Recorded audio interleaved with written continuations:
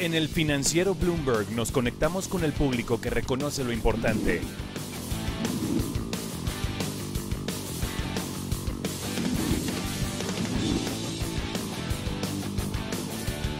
Nuestro objetivo es presentarte los datos y hechos tal como son. ¿Quiénes ganaron y quiénes perdieron hoy? Te vas a aquellas áreas que son importantes, con peso relevante. Mantenerte actualizado para la toma de decisiones. Grabamos y ahorita sería muy bueno que lo explicaras a la audiencia. Así comenzamos esta nota dura.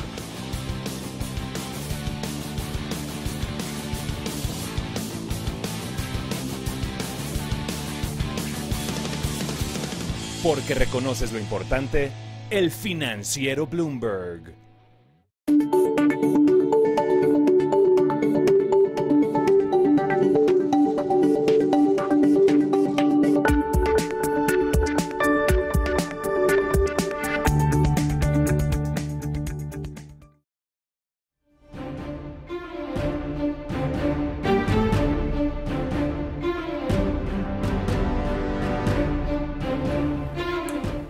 ¿Qué tal? Muy buenas noches. Yo soy Ana María Salazar. Bienvenidos a Gabinete de Seguridad, un programa en el que abordamos las problemáticas de seguridad nacional y pública en México. Esta noche vamos a hablar sobre un tema muy importante, una ley, la Ley de Seguridad Interior, en donde, aunque está vigente desde el 22 de diciembre del año pasado, pero su concepción, la discusión empezó hace 10 años y ha causado, como ustedes saben muy bien, una gran polémica.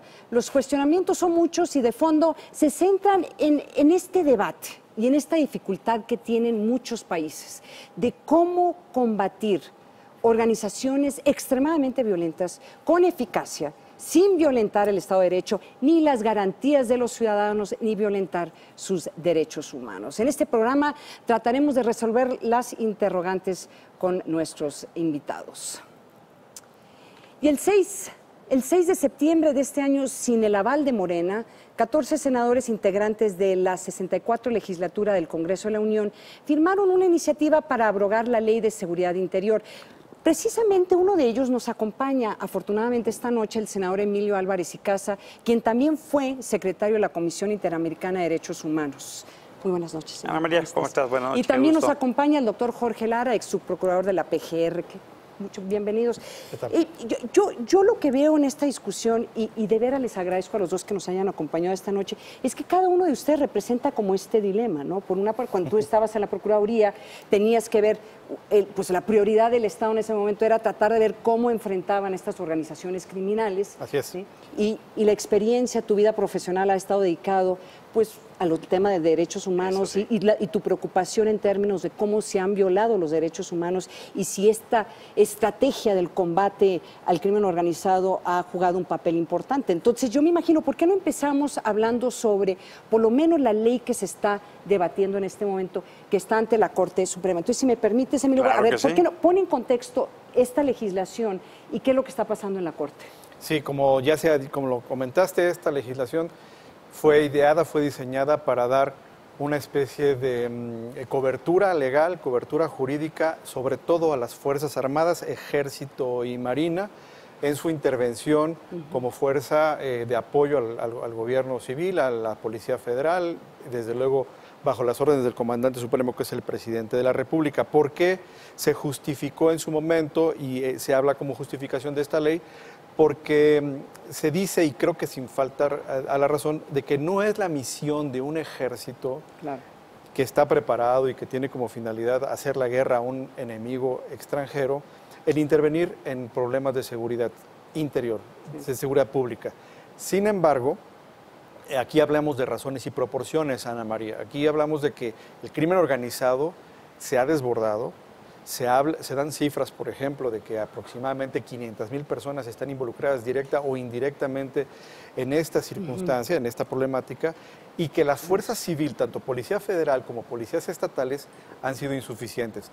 Muchos de los gobernadores, o la totalidad de los gobernadores que resienten esta problemática, solicitan, piden, gestionan la presencia del ejército, que desde el año 94, a partir de una interpretación de la Suprema Corte, se justifica jurídicamente, constitucionalmente, la orden del presidente de poder intervenir en apoyo. A ver, pero ahora jugando al abogado del diablo, si es tan importante poder legislar el papel de las Fuerzas Armadas en estas actividades que se perciben como seguridad pública, llevan 10 años. O sea, algo está pasando en donde legisladores, la clase política, simple y llanamente no han querido llegar a un acuerdo de que o no quieren a las Fuerzas Armadas involucradas en estas actividades o las quieren involucradas, pero sin reglas para poder literalmente tener mucha discreción cómo usarlas. Yo creo que esa es parte del debate, Emilio. ¿Sí? ¿Es la preocupación o no? Mira, a mí me parece que el dilema está muy bien planteado. Van más de 10 años. ¿No? Sí. Y yo creo justo que la Ley de Seguridad Interior es la expresión última de un modelo que ha fracasado. O sea, al final, si uno ve los indicadores, los delitos que se iban a combatir no han disminuido, han aumentado. El número de homicidios dolosos, cada mes un nuevo récord. 2017 fue el peor, 2018 parece peor. La violencia política no se detiene. En fin, en conjunto, lo que parece es que, lejos de aminorar lo que se buscaba, no se ha resuelto. Pero tu teoría es que si entonces sacas a las Fuerzas Armadas de esto, ¿va a bajar? Mi teoría va esencialmente por 3 vías. Sí. Porque acompaño el planteamiento de la obligación del Estado a la seguridad y protección a la gente.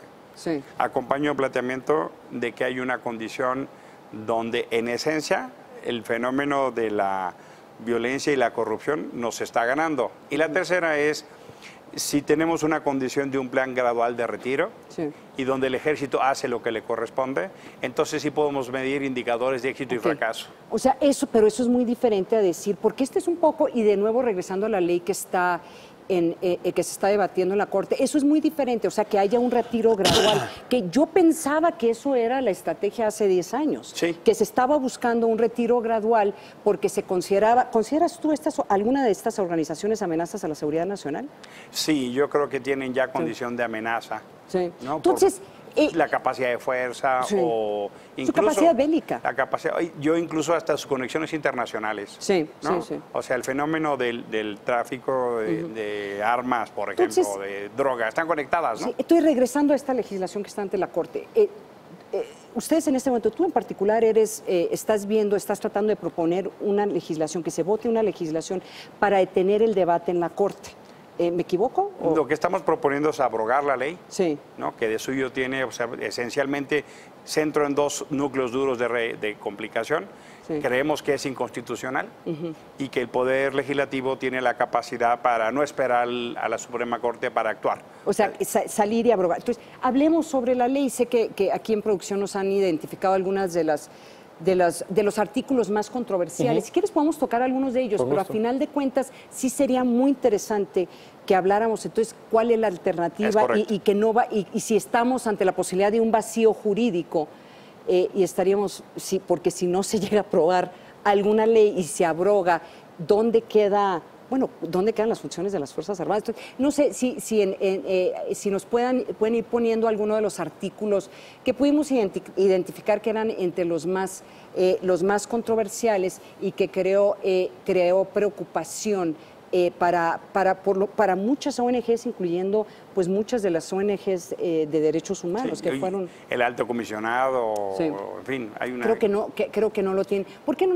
nos ayudas con algunos? Claro, hay una cantidad muy importante de artículos que en lo particular fueron impugnados, aparte de hacer una impugnación general por distintos grupos, por diputados, por gobiernos estatales. Me parece que la discusión jurídica de por sí es rica y es interesante, y en lo particular yo sí creo, por ejemplo, en los contenidos polémicos está el tema que tiene que ver con la Declaratoria de Seguridad Interior, es decir, el tener una hipótesis legal que detone una determinación para poder emplazar jurídicamente con un respaldo, ¿verdad? Para evitar cuestiones de violaciones que no tengan sustento o operaciones que no tengan sustento jurídico. Porque muchas de las cosas que están ocurriendo en la realidad se hacen, como tú ya lo has comentado, con la simple orden de desplazamiento de parte del presidente de la República. Lo que pretende esta ley, lo digo de manera neutral, es dar una responsiva jurídica del más alto nivel y de la más alta categoría. Entonces, el tema de la Declaración de Seguridad Interior, de suyo el concepto de seguridad interior es novedoso, si bien está en la Constitución. El mismo tema de este concepto de declaratoria de protección a la seguridad interior es correcto. Es controversial. Sí, pues ya ahí hay un problema porque se estira el concepto de seguridad interior para en realidad generar labores de seguridad pública. Sí. Entonces, son esferas, seguridad nacional, seguridad interior, seguridad pública, que pueden entretocarse, pero sí hay un problema de definición. Y me parece que ese es el centro del debate. Cuando en la Ley de Seguridad Nacional ya, por ejemplo, se reconoce, y es una ley ya con algunos años de vigencia, que el crimen organizado ya es una cuestión que atenta, como bien lo dice el senador Álvarez y Casa, a la seguridad nacional. Y eso ya detona igualmente la intervención. Artículo 8, yo también lo he leído, te digo, este tema de las movilizaciones o de protestas social o políticos electorales, ¿cuál es el tema? ¿De que se pueden usar las Fuerzas Armadas? ¿O? No, hay una exclusión de seguridad interior cuando se trate precisamente de este tipo de fenómenos de protestas. Entonces ahí se detiene. Sin embargo, hay quien considera que se le puede dar una lectura en el sentido contrario para detonar actuaciones por parte de las Fuerzas Armadas. Hay otro tema que a mí en lo personal sí me preocupa, que es la cuestión de inteligencia, que es las labores de inteligencia que sabemos que están reservadas, ahora que está en discusión si va a persistir el CISEN en el nuevo gobierno, ¿verdad?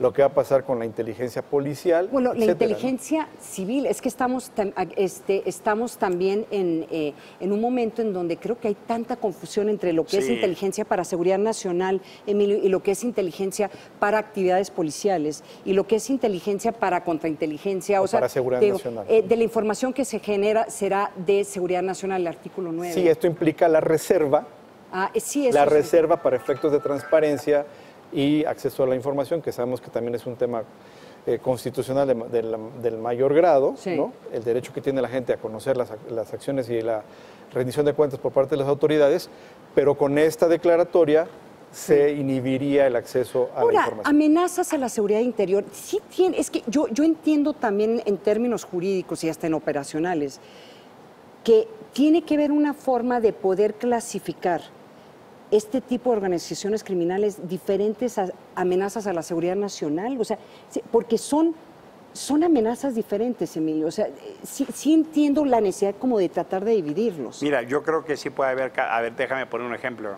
Si hubiera un asunto de atentar contra los ductos de gas, de petróleo, de manera sistemática, ¿no? Como una especie de sabotaje, ¿no? Se puede potencialmente volverse hasta actos terroristas. Pero eso está calificado en el propio Código Penal Federal como delitos contra la seguridad nacional. Claro.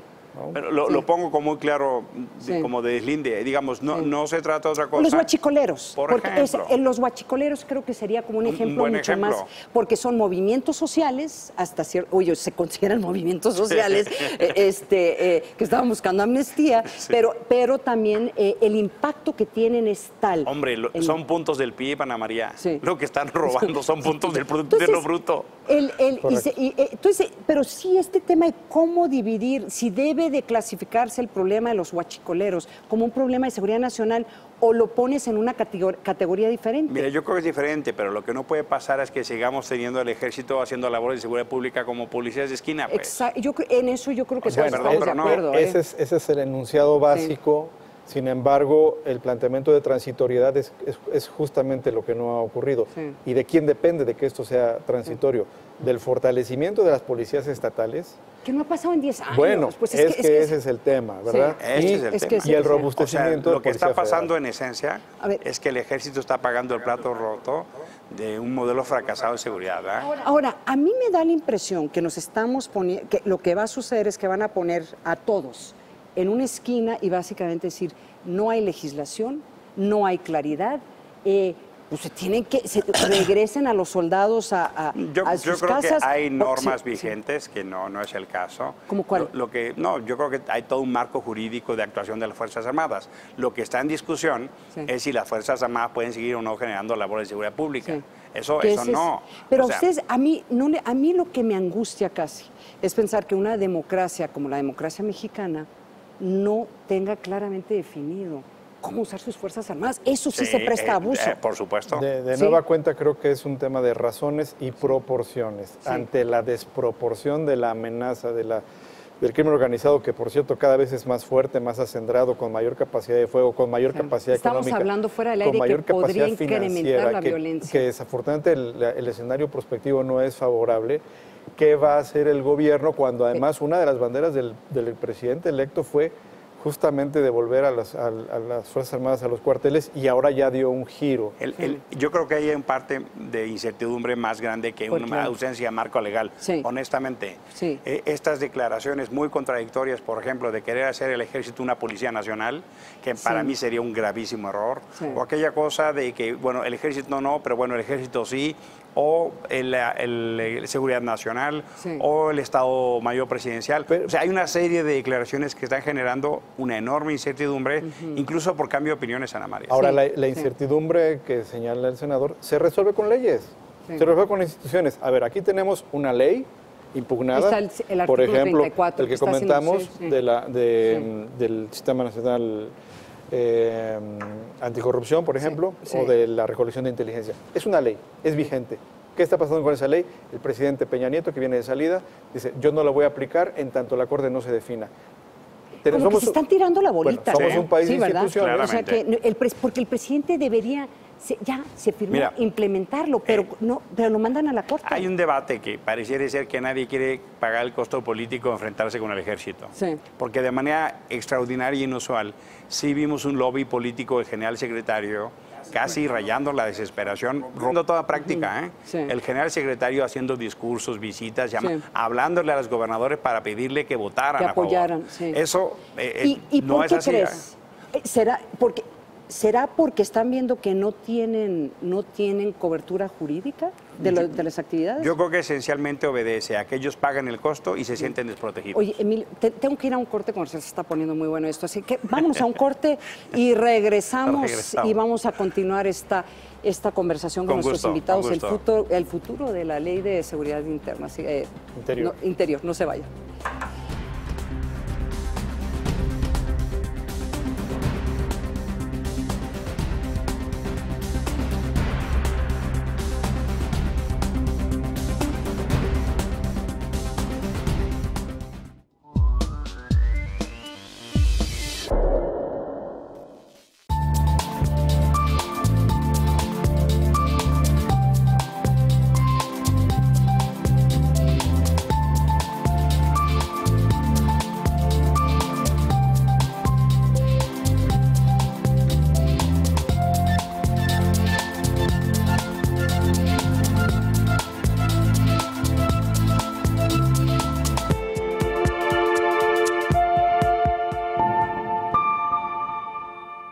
Los toros como negocio, espectáculo y cultura.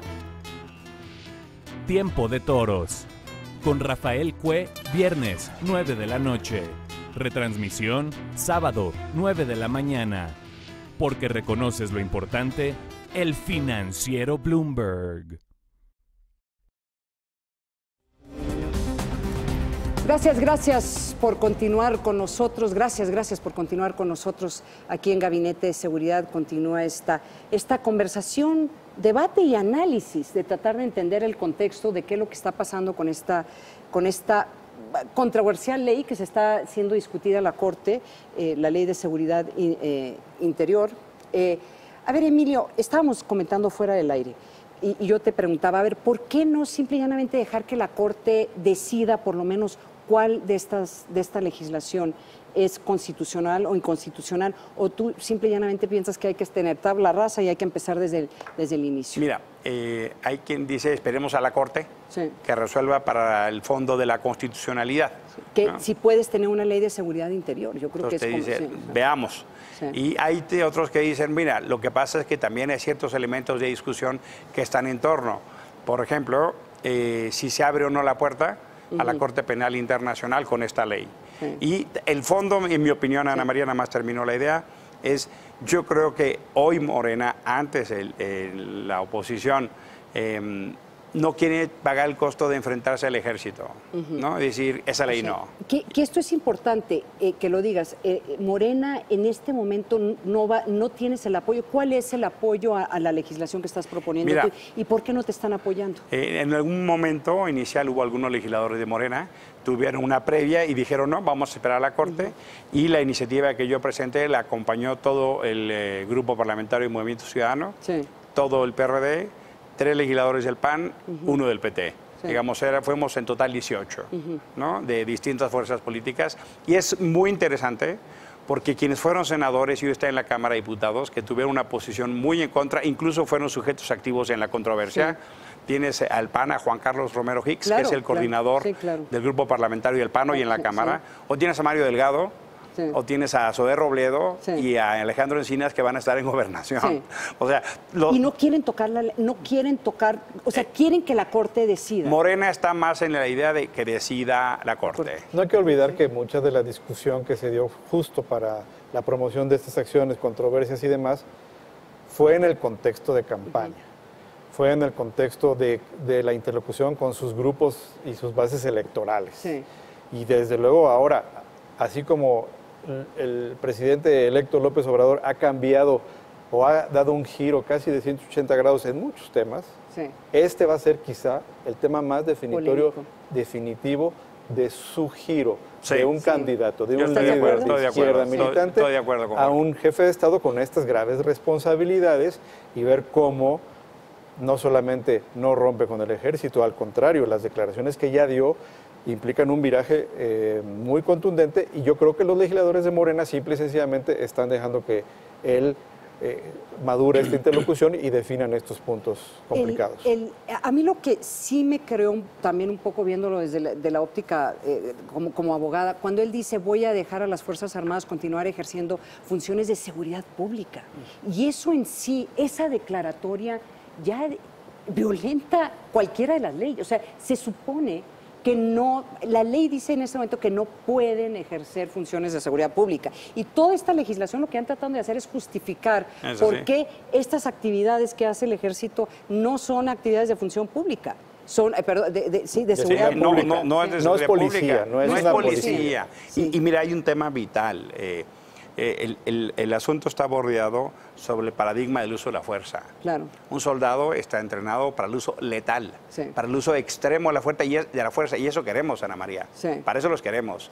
Y si tú pones a alguien entrenado para eso, esta condición de modo, tiempo y circunstancia, es muy probable que pasen en incidentes de tráfico y de seguridad pública cosas mayores por el principio del uso de la fuerza. Ahora, regresando a este tema de la Corte Internacional Penal, que es uno de los temores ahora de cualquier gobernante, y el hecho de que lo que acaba de pasar en Estados Unidos, en donde Estados Unidos sale y denuncia a la Corte Penal Internacional, y seguramente va a presionar, lo hablamos en mi programa El Mundo Según Trump, y cómo podría eso impactar a México. Esto es un impacto directo, o sea, van las presiones de que por los tratados, de que México someta a ciudadanos mexicanos, es real. Y entonces tú te puedes imaginar mandando un presidente a que los juzgue en la Corte Internacional Penal, y te tengo que detener ahí porque nos tenemos que ir a una pausa, y cuando regresemos tú me dices, alto ahí, tú me dices si debería México entregar a un presidente ante la Corte Internacional Penal. Vámonos a un corte, no se vaya.